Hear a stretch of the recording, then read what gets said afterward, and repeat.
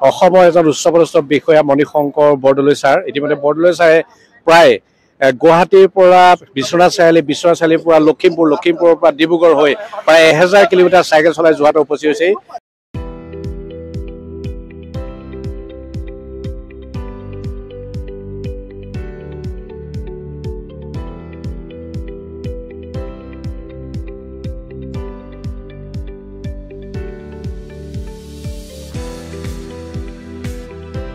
খুব এটা ভাল খবৰ, যোৰহাটত অসমবাসীৰ বাবে খুব ভাল খবৰ যে এজন উচ্চপদস্থ বিষয়া আমি চাওঁ ডেপুটি কমিশনাৰ অফ ইনকম টেক্সৰ গুৱাহাটীৰ মণিশংকৰ বৰদলৈ ছাৰে ইতিমধ্যে বিগত দিনসমূহত অসমৰ বিভিন্ন প্ৰান্তত চাইকেল চলাই বিভিন্ন ধৰণৰ সজাগতা সৃষ্টি কৰি আছে। খুব শুভ লক্ষণ, নতুন প্ৰজন্ম আকৰ্ষিত হ'ব আৰু তেখেতৰ উপস্থিত হৈছে আৰু তেখেতক আমি স্বাগত জনাইছোঁ। ছাৰ পুনৰবাৰ আপোনাক স্বাগত জনাইছোঁ। খুবেই সুন্দৰ ছাৰ, আপুনি উচ্চপদস্থ বিষয়া, সমান্তৰালভাৱে আপুনি প্ৰায় চাইকেল চলাই ভাল পায়, চাইকেল সজাগতা সৃষ্টি কৰি গোটেই অসম জুৰি আছে। আপুনি কি ক'ব, আজি কেনেকুৱা লাগিছে? মোৰ খুবেই ভাল লাগিছে। মানে মোৰ চাইকেল চলোৱাৰ এই যাত্ৰাটোৰ মোৰ মুখ্য উদ্দেশ্য আছিলে যে প্ৰথম কথা যে নিজকে মই ফিজিকেলি টেষ্ট কৰা যে মই পাৰোঁ নে নোৱাৰোঁ। 57 বছৰ মানুহ এজনে মই এতিয়ালৈকে 6 দিন হৈছে আৰু 3 দিন বাকী আছে, 1000 কিলোমিটাৰ চাইকেল চলাব পাৰোঁ নে নোৱাৰোঁ।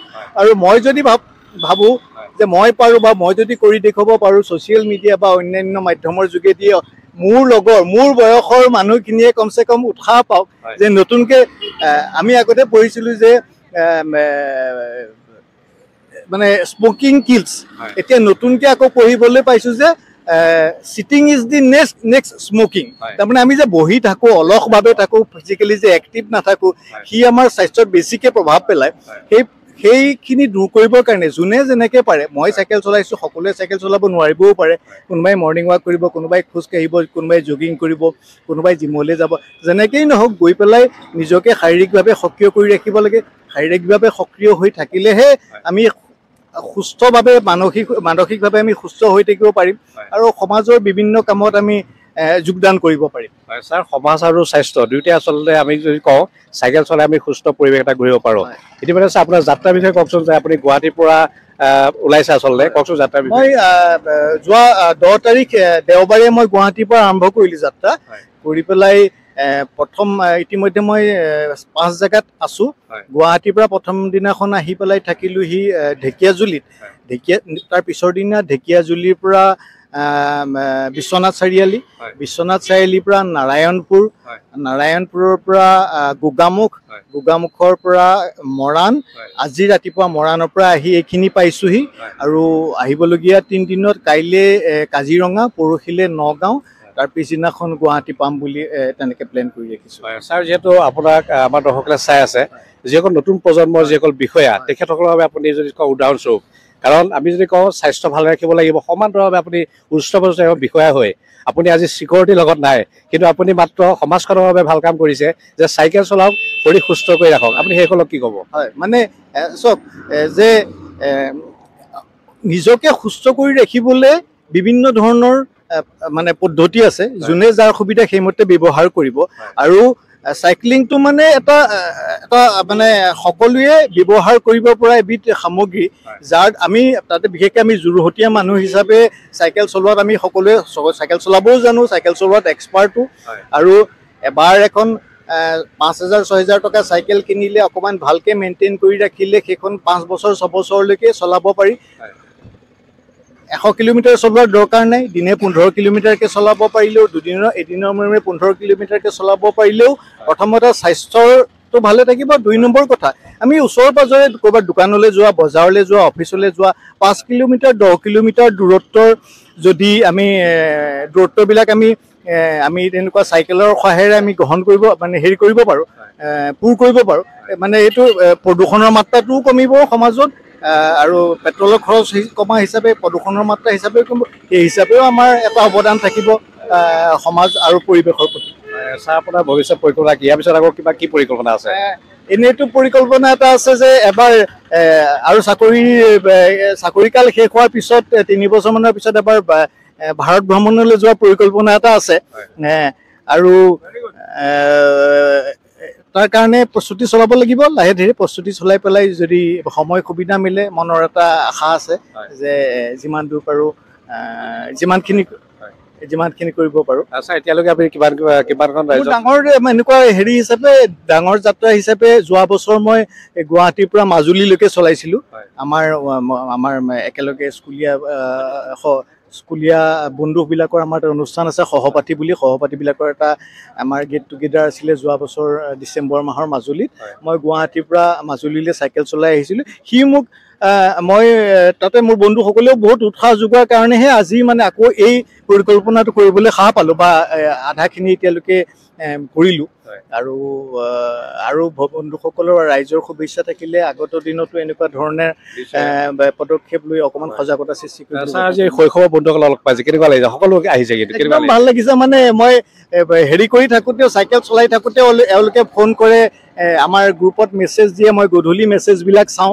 মানে মই তেওঁলোকক কওঁ যে মানে যি চাইকেল চলোৱাৰ যি দুখ ভাগৰ কষ্ট তেওঁলোকৰ মানে মাতষাৰ শুনিলে তাৰ মানে বহুখিনি নাইকিয়া হৈ যায়। মানে তেওঁলোকৰ উৎসাহটো এই যাত্ৰা এতিয়ালৈকে যিখিনি কৰিছোঁ তাৰ কাৰণে বহুত ডাঙৰ। ছাৰ, বিষয়ে আপোনাৰ এই যাত্ৰাৰ বিষয়ে বিশেষভাৱে আপোনাৰ বন্ধু ৰাতুল কুমাৰ দাস ডাঙৰীয়াই খবৰ দিছে, কিন্তু এটা খুব ভাল কথা যে বন্ধুৱে বন্ধুজনক সহায় কৰিছে। মই তেখেতকো ধন্যবাদ জ্ঞাপন কৰিছোঁ। ৰাতুল খুব ভাল বন্ধু। আৰু মই চাইকেল চলাই থাকোঁতেও ৰাতুলে কেইবাবাৰো ফোন কৰিছে, উৎসাহ দিছে, আৰু তাৰ কাৰণে তাক ধন্যবাদ দিছোঁ। ধন্যবাদ ছাৰ। হয়, ইতিমধ্যে বহুকেইজন ব্যক্তি আছে, বন্ধু আছে, দিগন্ত আছে, কেনেকুৱা লাগিছে আজি? নাই, ডেফিনেটলি আমি ভাল লাগিছে এইকাৰণে যে আমাৰ সহপাঠী এজনে ইমান 600 কিলোমিটাৰ 1000 কিলোমিটাৰ চাইকেল চালনা কৰিবলৈ তেওঁ যে সাহস প্ৰদৰ্শন কৰিছে, সেইমতে ইতিমধ্যে 600 কিলোমিটাৰ সম্পন্ন কৰিছে। ভাল লাগিছে। আমাৰ সহপাঠীৰ প্ৰায়কেইজনেই শাৰীৰিক সক্ষমতাৰ পৰীক্ষাত হয়তো উত্তীৰ্ণ হ'ব, এইটো লৈ তেওঁ আমাক উৎসাহিত কৰিছে। এইটো বুলিয়ে নহয়, 50 ঊৰ্ধৰ আমি যিখিনি আছোঁ আমি আটাই অনুপ্ৰাণিত হৈছোঁ। মই নিজে বেডমিণ্টন খেলি থাকোঁ, আজিলৈকে খেলি আছোঁ। ময়ো সেইকাৰণে সহপাঠীসকলকো কওঁ, তোমালোকে সকলো খেলা ধূলা কৰিবলৈ আহা, স্বাস্থ্যৱান হৈ থাকা। পিকুদা আছে, কেনেকুৱা লাগিছে আপোনাৰ বন্ধুৱে আজি যোৱাটো উপস্থিত হৈছে? খুবেই ভাল লাগিছে। এজন সহপাঠী বন্ধুৱে ইমান এটা যে আমাৰ যিটো এতিয়া এজ হৈছে সেইটো হিচাপত ইমান এটা দূৰত্ব যিহেতু অতিক্ৰম কৰিবৰ কাৰণে সাহ কৰি ওলাই আহিছে, গতিকে খুবেই ভাল লাগিছে। আৰু আমিও একচুৱেলি মণিশংকৰৰ পৰাই অনুপ্ৰাণিত হৈছোঁ যে তেওঁ যদি ইমান এটা কৰিব পাৰিছে, আমি তাতকৈ আৰু বহুত কিছুমান সৰু কামতো আমি আৰু বেলেগ ধৰণে আগবাঢ়িব পাৰিম। আপুনি লগত সহযোগ কৰা ভাবিছে নি, চিন্তা কৰিছে ভৱিষ্যতে? অৱশ্যে মোৰ একচুৱেলি নিজৰ কামৰ কিছু হেঁচাৰ কাৰণে সেইটো ভবা নাই, কিন্তু এইটো ভাবিছোঁ যে মনে মনে সদায় মণিশংকৰৰ লগত আছোঁ, আৰু যদি কেতিয়াবা সুবিধা হয় তেতিয়া ওলাম। আৰু নিশ্চয় এটা খুব ভাল খবৰ যে বন্ধুসকলক লগ পাইছে। মণিশংকৰ বৰদলৈ শৈশৱৰ বন্ধুসকল আছে, কেনেকুৱা লাগিছে বৰদলৈ? সঁচাকে মানে ভাবিব নোৱাৰা এটা আনন্দ অনুভৱ কৰিছোঁ। এইটো বয়সতো এইটো ষ্টেমিনা লৈ মনৰ জোৰ, মানসিক সন্তুলন মিলাই ৰাখি যেনেকে আগুৱাই গৈছে, নতুন প্ৰজন্মৰ কাৰণে এটা ডাঙৰ পথ প্ৰদৰ্শক বুলি মই ভাবোঁ। আৰু আমাৰ একে বয়সৰ আমিও মণিশংকৰ পৰা যথেষ্ট উৎসাহিত হৈছোঁ। বহুত বহুত ধন্যবাদ। ইতিমধ্যে বহুকেইজন ব্যক্তি আছে, কি ক'ব আজি, কেনেকুৱা লাগিছে? আমাৰ লগৰে সহপাঠী হয় মণিশংকৰ বৰদলৈ। আমি ক্লাছ 5ৰ পৰা একেলগে পঢ়ি আহিছোঁ, আৰু আমাৰ সহপাঠী অনুষ্ঠান এটা আছে যোৰহাট চৰকাৰী বহুমুখী বালক বিদ্যালয়ৰ পৰা 1983 বৰ্ষত একেলগে SSLC পাছ কৰা। আজি আমি বহুত গৌৰৱান্বিত, আমি বহুত উৎসাহিত মণিশংকৰ বাবে, আৰু সেয়ে আমি সহপাঠীৰ তৰফৰ পৰা আজি এই কাৰ্যসূচীটো লৈছোঁ, আৰু আমি আদৰণি জনাব বিচাৰিছোঁ। আৰু আমাক এই আদৰণি জনাব এখন ফুলাম গামোচাৰে আমাৰ সহপাঠীৰ সভাপতি নয়নজ্যোতি শৰ্মাই। আমি নয়নদাৰ ওচৰৰ পৰা আহিম। নয়নদা, কেনেকুৱা আজি বন্ধু উপস্থিত হৈছে আৰু খুব এটা সুন্দৰ আদৰ্শ চাইকেল চলাইছে, কি ক'ব? এইটো আচলতে প্ৰকাশ কৰিবলগীয়া অসুবিধা, কাৰণ আমাৰ এটা এই তাহানি যোৰহাট গভৰ্ণমেণ্ট হাইস্কুলত আমি একেলগৰ ছাত্ৰ আছিলোঁ। আমাৰ 83 বৰ্ষৰ আমাৰ এটা অনুষ্ঠান আছে সহপাঠী বুলি। এতিয়া আমাৰ সহপাঠী এজন ইমান দূৰ চাইকেল চলাই চলাই আহি আছে, আমি এইখিনিতে বহুত দেৰিৰ পৰা অপেক্ষা কৰি আছোঁ তেখেতৰ কাৰণে। গতিকে কালি পৰহিও আমি তেওঁৰ লগত কণ্টেক্টত আছোঁ, ক'ত ক'ত পাইছে, ক'ত কি কৰিছে। আৰু মণিশংকৰৰ এটা ভাল অভ্যাস, কি তাৰ আগৰো অভ্যাস আছে চাইকেল চলোৱা, আৰু আমাকো তেওঁ যথেষ্ট এনকাৰেজ কৰি থাকে যে তহঁতিও এইখিনি চলা, তহঁতিও কৰ। কিন্তু আমি ইমান দূৰ নোৱাৰোঁ, আমি তথাপিও আমি চেষ্টা আজিকালি কৰিছোঁ অলপ অলপ চলাবলৈ। 10-15 কিলোমিটাৰ চেষ্টা কৰিছোঁ। সি কিন্তু মণিয়ে কিন্তু 100 কিলোমিটাৰ ডেইলি চলায়। গতিকে এইটো স্বাস্থ্যৰ কাৰণে ভাল, আৰু আমাৰ কাৰণে এটা আদৰ্শ। আৰু আমাৰ যে এজন লগৰ বন্ধু মণিয়ে এইখিনি কৰিছে, আমি সেইখিনি গৌৰৱান্বিত। বহুত বহুত ধন্যবাদ। বন্ধুসকল যথেষ্ট আকৰ্ষিত হৈছে, আনন্দিত হৈছে। এইটো মানে ৰাতুল্লা আছে। ৰাতুল্লা, ছ'চিয়েল মিডিয়াৰ যোগেদি আপোনাৰ পৰা আমি গম পাওঁ যে আজি আপোনাৰ বন্ধু বিশেষকৈ এজন উচ্চ পদস্থ বিষয়া ডেপুটি কমিশ্যনাৰ অফ ইনকম টেক্সৰ মণিশংকৰ বৰদলৈ ডাঙৰীয়া 1000 কিলোমিটাৰ চাইকেল চলাই আছে এতিয়া গুৱাহাটীৰ পাব কেনেকুৱা লাগিছে আপোনালোকৰ বহুত গৌৰৱান্বিত আমি যিহেতু এতিয়া সময় হ'লে মানুহৰ খোজ কঢ়া চাইকেল চলোৱা স্বাস্থ্যৰ কাৰণেও বহুত ভাল বিভিন্ন কাৰণত ভাল সি এটা ইমান ডাঙৰ পদবীত থকাৰ পাছতো এটা আদৰ্শ দেখুৱাইছে দৃষ্টান্ত দেখুৱাইছে আৰু বিভিন্ন ধৰণৰ অভিজ্ঞতাও তাৰ হৈছে সেইকাৰণে আমি তাৰ লগত অনুপ্ৰাণিত হৈ আমিও তাৰ পিছত সহযোগিতা কৰিম বুলি আশা দিছোঁ বহুত বহুত ধন্যবাদ আৰু যে খুব এটা আদৰ্শ নতুন প্ৰজন্মৰ বাবে আদৰ্শ হৈছে যে মণিশংকৰ বৰদলৈ ডাঙৰীয়া যে এজন উচ্চপদস্থ বিষয়া হৈও তেখেতে স্বাস্থ্য সমাজ আৰু চাইকেল সজাগতাৰে ইতিমধ্যে সমগ্ৰ অসম জুৰি তেখেতে চাইকেল চলাই এটা সজাগতা সৃষ্টি কৰি আছে আৰু তেখেতক আমি পুনৰবাৰ ধন্যবাদ জনাইছোঁ আৰু ইমান পৰে আজি বিশেষ অনুষ্ঠানটো চাই থকাৰ বাবে সকলোকে ধন্যবাদ জনাই আজি অনুষ্ঠানটো ইমানতে সামৰিছোঁ আপোনালোকে চাই থাকিব আপোনাৰ একমাত্ৰ প্ৰিয় চেনেল পোহৰ লাইভে ধন্যবাদ চৰকাৰী চাকৰিৰ বাবে আপুনি প্ৰস্তুতি চলাই আছে নেকি ইতিমধ্যে অসম চৰকাৰে তৃতীয় আৰু চতুৰ্থ বৰ্গৰ 12600টা পদৰ বাবে বিজ্ঞাপন মুকলি কৰিছে আপোনালোকৰ বাবে এটা সুখবৰ লৈ আহিছে যোৰহাটস্থিত ইনচাইড একাডেমীয়ে Assam direct recruitment Assam police আদি বিভিন্ন প্ৰতিযোগিতামূলক পৰীক্ষাৰ প্ৰতি লক্ষ্য ৰাখি 10টো দুমহীয়া প্ৰশিক্ষণৰ বেচ আৰম্ভ কৰিবলৈ লোৱা হৈছে বৰ্তমানলৈকে প্ৰায় 150ৰো অধিক ছাত্ৰ ছাত্ৰীয়ে এই প্ৰশিক্ষণৰ দ্বাৰা উপকৃত হৈছে ইনচাইড একাডেমীত প্ৰদান কৰা হ'ব maths reasoning English general knowledge আদি বিভিন্ন বিষয়সমূহ আৰু ইয়াৰ বিভিন্ন শ্বৰ্টকাট ট্ৰিকসমূহ যি আপোনাক অতি কম সময়ৰ ভিতৰতে প্ৰশ্নসমূহ সমাধান কৰাত পাৰ্গত কৰি তুলিব গতিকে পলম নকৰি আজিয়েই এই দুমহীয়া ক্ৰেছ কোৰ্ছৰ নামভৰ্তিৰ বাবে যোগাযোগ কৰক ইনচাইড একাডেমীৰ সৈতে জীৱন যাত্ৰাত অপৰিহাৰ্য হৈ পৰা এখন ক্লিনিকেল লেবৰেটৰীৰ পৰা আপুনি বাৰু কি বিচাৰে সুন্দৰ পাৰ্কিঙৰ সুবিধাৰে এক সুন্দৰ পৰিৱেশ ললো সুবিধাৰে কেইজনমান সহৃদয় কৰ্মচাৰী আৱশ্যকীয় সুৰক্ষাৰ সকলো সৰঞ্জাম প্ৰয়োজনত অলপ মনোৰঞ্জন যাৰ দ্বাৰা ক্ষণিকৰ অপেক্ষাও হৈ পৰিব পাৰে সুন্দৰ অভ্যৰ্থনাৰ পৰা লেবৰেটৰীলৈ সুন্দৰ ব্যৱহাৰেৰে সহানুভূতিশীল কৰ্মচাৰী পৰিষ্কাৰ ৱাছৰুম অভিজ্ঞতাৰে পুষ্ট কিছু কৰ্মচাৰী বিশ্বমানৰ অত্যাধুনিক পৰীক্ষাগাৰ সময়ক প্ৰত্যাহ্বান জনাব পৰা দ্ৰুত সেৱা এই সকলো সুবিধা পাবৰ বাবে আপোনাৰ ওচৰতে আছে যোৰহাটৰ চাৰিগাঁও বাইপাছৰ কাষতে এম কেয়াৰ অসম তথা যোৰহাটবাসীৰ বাবে এটি সুখবৰ অসমৰ পৰ্যটন ক্ষেত্ৰখনৰ বাবেও এটি সুখবৰ মুকলি হ'ল অত্যাধুনিক সা সুবিধাৰে ভৰা হোটেল কিংডম পেলেচ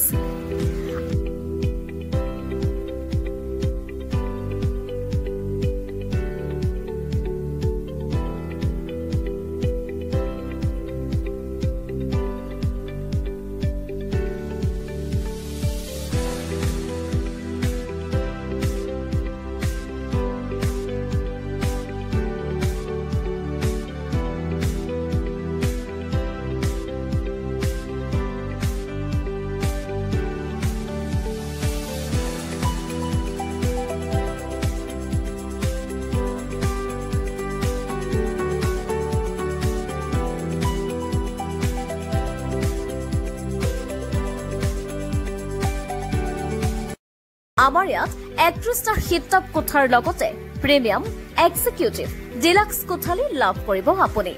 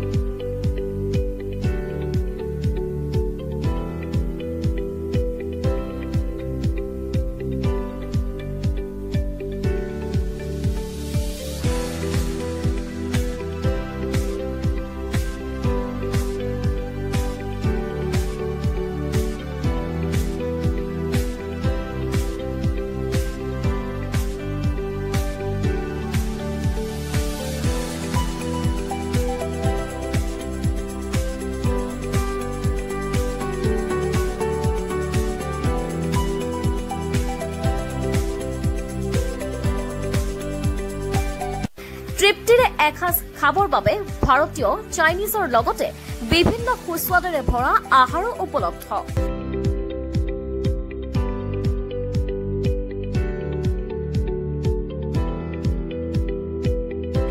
আপোনাৰ স্বাস্থ্যৰ বাবে অত্যাধুনিক ব্যায়ামগাৰৰ ব্যৱস্থা কৰা হৈছে। জন্মদিনৰ লগতে বিভিন্ন অনুষ্ঠান সভা সমিতিৰ বাবে সভা কক্ষ, আপোনাৰ সন্তানৰ বাবে খেলা ধূলাৰ সুবিধা, মনোৰঞ্জনৰ ব্যৱস্থা, স্বাস্থ্যৰ জৰুৰীকালীন সময়ত চিকিৎসকৰ লগত পৰামৰ্শ, 24 ঘণ্টাই ৱাইফাই আৰু ইণ্টাৰনেট উপলব্ধ। কেফে, আপোনাৰ প্ৰয়োজন হলে ভ্ৰমণৰ বাবে আৰামদায়ক গাড়ীৰ ব্যৱস্থা, আহল বহল পাৰ্কিঙৰ ব্যৱস্থা কৰা হৈছে। আপোনাক স্বাগতম জনাইছো আমাৰ হোটেল কিংডম পেলেচলৈ। আমাৰ ঠিকনাটি হৈছে চিটৰ ৰোড HTCৰ সমীপত যোৰহাট। অধিক তথ্যৰ বাবে যোগাযোগ কৰিব পাৰে 8099780440 নম্বৰত। আমাৰ লেণ্ডলাইন নম্বৰটি হৈছে 91037635077714।